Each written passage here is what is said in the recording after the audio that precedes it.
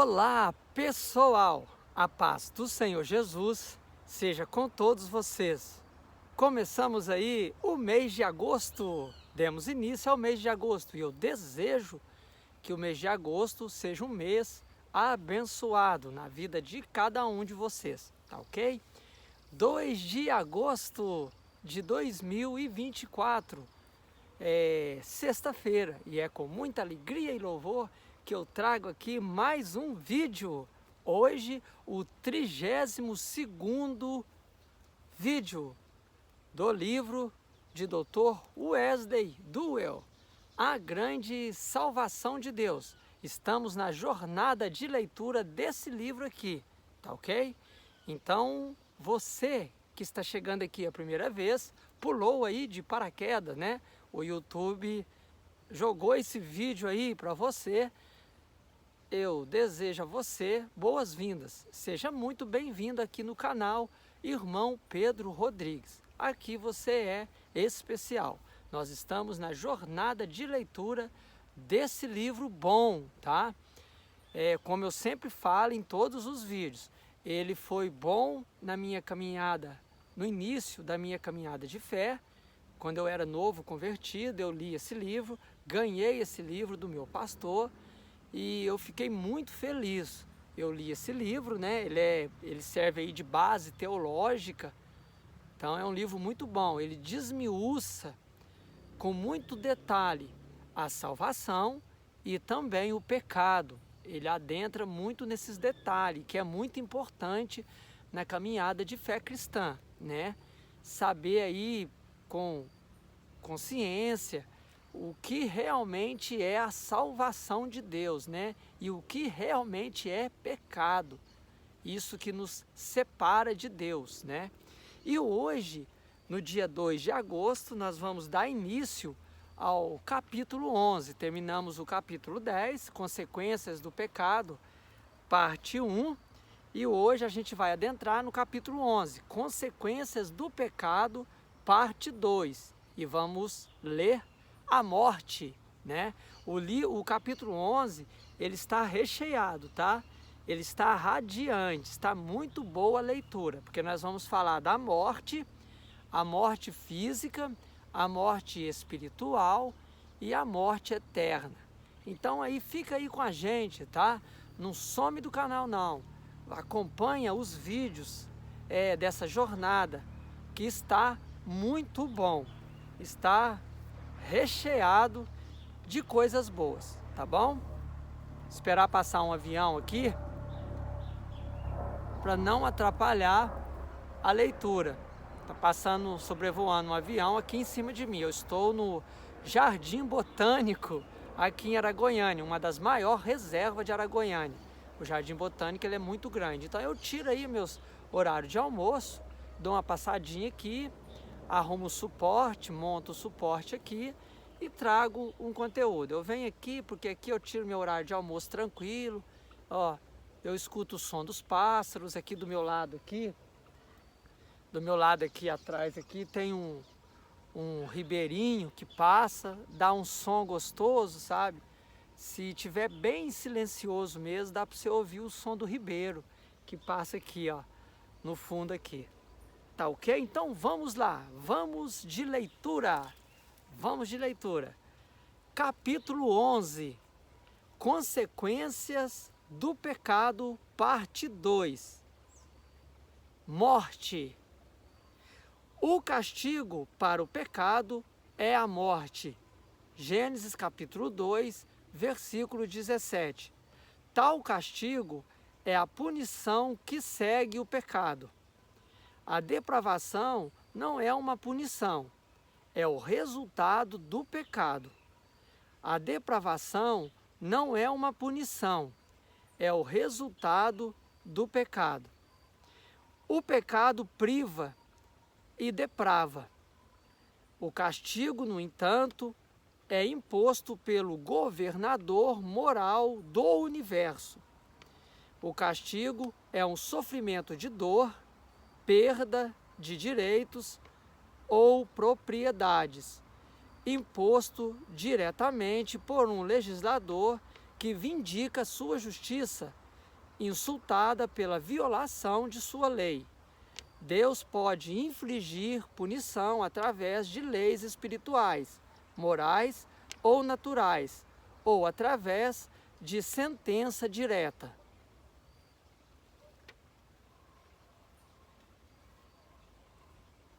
Deus não é só inerente ao universo, mas também transcendente e pessoal. Cair nas mãos do Deus vivo, Hebreus capítulo 10, versículo 31, não é meramente cair nas mãos da lei, mas também nas mãos do legislador. A penalidade tem um elemento pessoal, a ira do autor da lei, o governador moral, o juiz. A atitude de Deus em relação ao pecado é demonstrada na purificação do templo por Cristo com um chicote, Evangelho de João, capítulo 2, versículo 15, na denúncia da hipocrisia dos fariseus, Mateus capítulo 23, versículo 13 ao 33, no seu lamento sobre Jerusalém, Lucas capítulo 13, versículo 34 a 35, Lucas capítulo 19, versículo 41. E na sua agonia no Getsêmani, Lucas capítulo 22, versículo 39 ao 44. Não há alternativa. A santidade de Deus reage contra o pecado com penalidade máxima.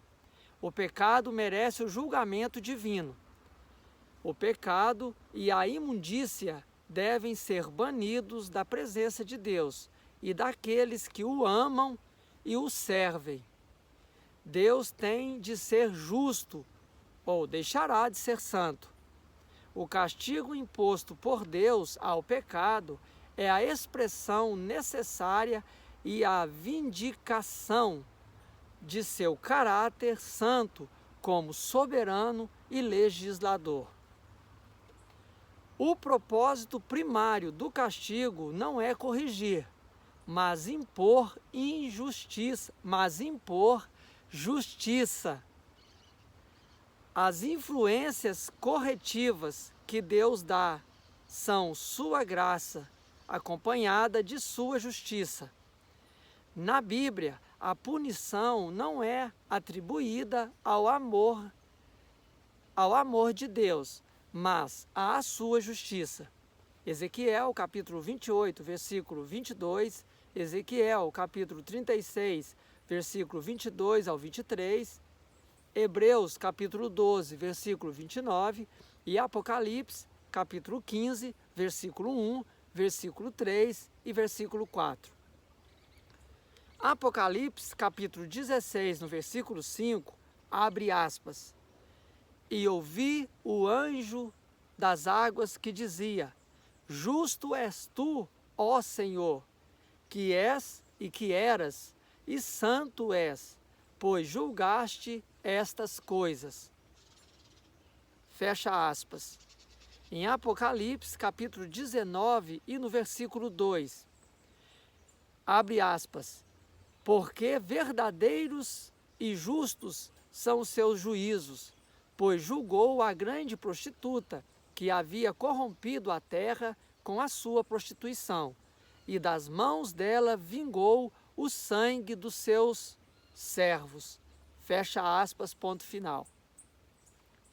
Se o propósito primário do castigo fosse simplesmente corrigir o pecador, ele não aconteceria se o pecador, abre parênteses, por exemplo, Satanás, fecha parênteses, não pudesse ser corrigido. A punição e a correção, entre parênteses, disciplina, de Deus para os cristãos são reformadoras. A punição procede do amor, enquanto o castigo procede da justiça. Deus pode inicialmente agir em forma de punição disciplinar, Mas se a pessoa se recusar a prestar atenção, Deus finalmente pune. O castigo serve a 3 propósitos. 1. Prevenção. 2. Reforma. 3. Retribuição. O castigo de Deus sobre o pecado não atua primeiramente para prevenir ou deter, mas tem principalmente o propósito de retribuir. Deus, em sua divindade, geralmente assegura mais de um resultado, mas nunca castiga uma pessoa meramente pelo bem da sociedade. Nenhum castigo beneficia a sociedade, a menos que seja justo. A única razão pela qual Deus pune é porque o castigo é merecido. Mas, embora Ele nos aplique esse castigo merecido, frequentemente o faz de forma graciosa, a fim de prevenir ou impedir que os outros pequem. O pecado merece castigo, e Deus é justo. Assim, Ele é compelido a punir o pecado, resultem ou não coisas boas do castigo. Deus tem de ser justo, caso contrário, Ele deixa de ser santo. A justiça de Deus não tem paixão nem qualidades imprevistas. Ela é serena e justa, a expressão da sua santidade infinita, imutável e eternamente justa.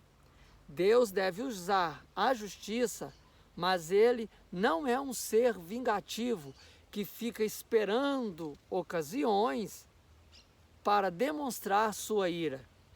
Sem a santa aplicação de sua justiça e lei, não haveria um governo justo, e Ele deixaria de ser Deus. O castigo da morte, de acordo com as Escrituras, é triplo: morte física, morte espiritual e morte eterna. Toda a morte implica separação. Abre aspas. Depois, havendo a concupiscência concebido, dá à luz o pecado. Fecha aspas, Tiago, capítulo 1, versículo 15. A morte, em sua totalidade, é o castigo para o pecado. Amém, meus queridos? Eu deixo aqui o 32º vídeo, né? As consequências do pecado, parte 2, lendo aí a respeito da morte, tá?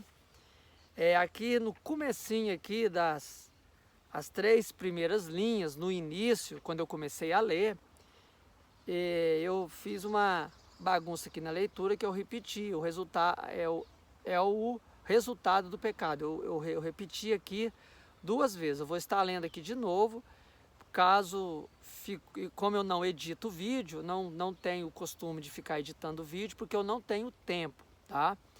Então eu vou estar lendo aqui de novo as 3 primeiras linhas, tá? Que começamos assim, ó.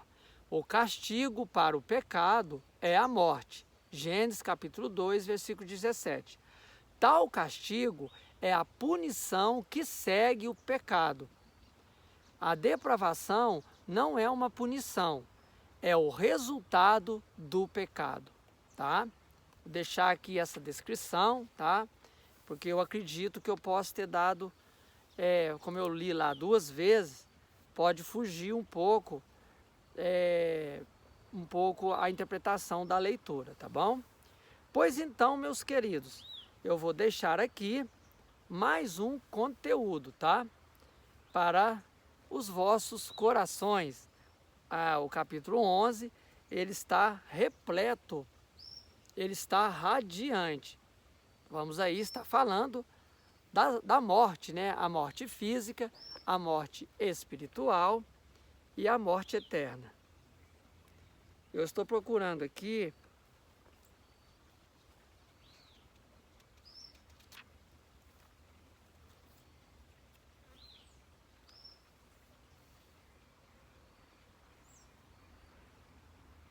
Ah, sim. Eu quero deixar aqui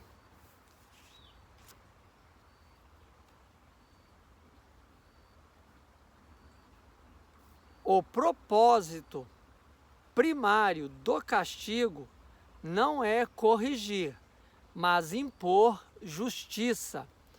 Eu quero ler isso aqui, tá? Eu li isso aqui porque eu havia falado injustiça. Eu li muito rápido e eu confundi. Mas o propósito primário do castigo não é corrigir, mas impor justiça. Tá bom, meus queridos? Eu aguardo vocês no próximo conteúdo, onde a gente vai estar lendo Morte Física. Aí, ó. Tá? Vamos adentrar na morte física. Eu gostaria de falar, quando a gente terminar o livro de Dr. Wesley Duewel, eu vou estar dando início aí do volume 3, Até os Confins da Terra. Volume 3, eu vou estar trazendo para vocês A Era das Trevas, tá?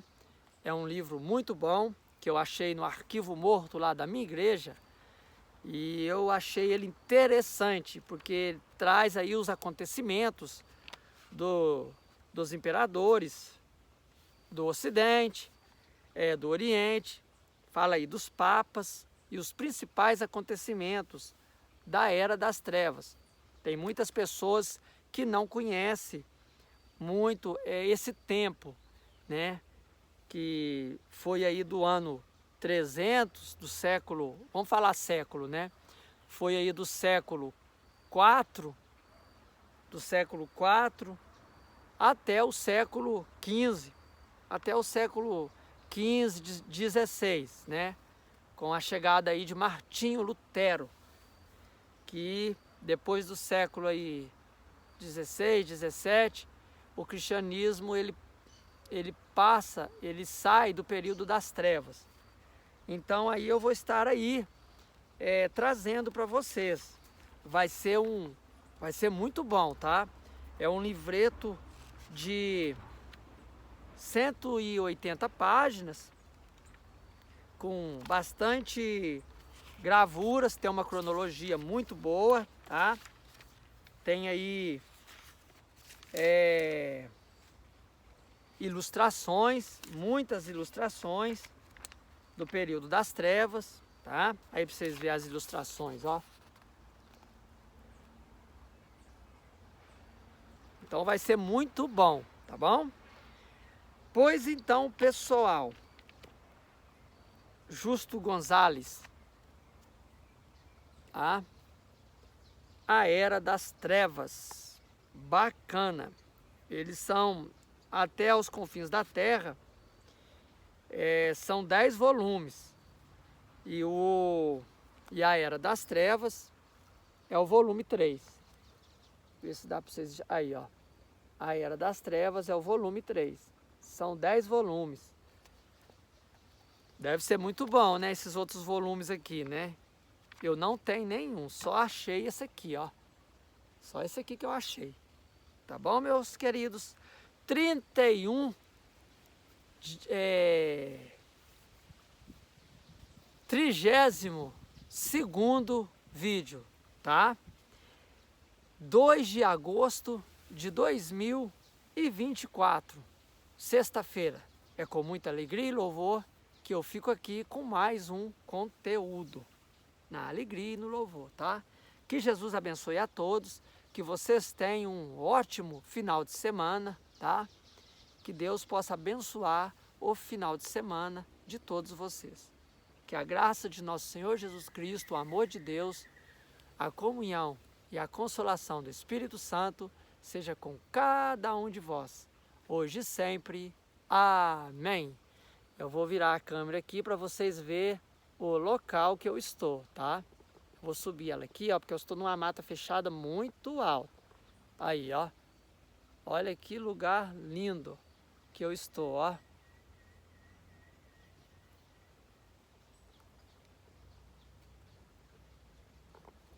Aí, ó.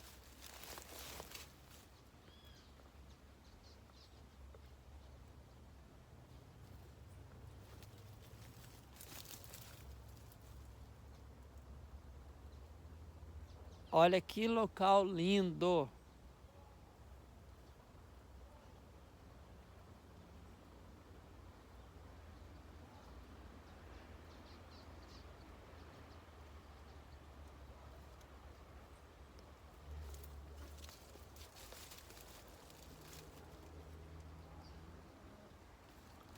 Vamos que vamos, meus queridos. Eu fico aqui na alegria e no louvor. Que Jesus abençoe a todos. E eu fui!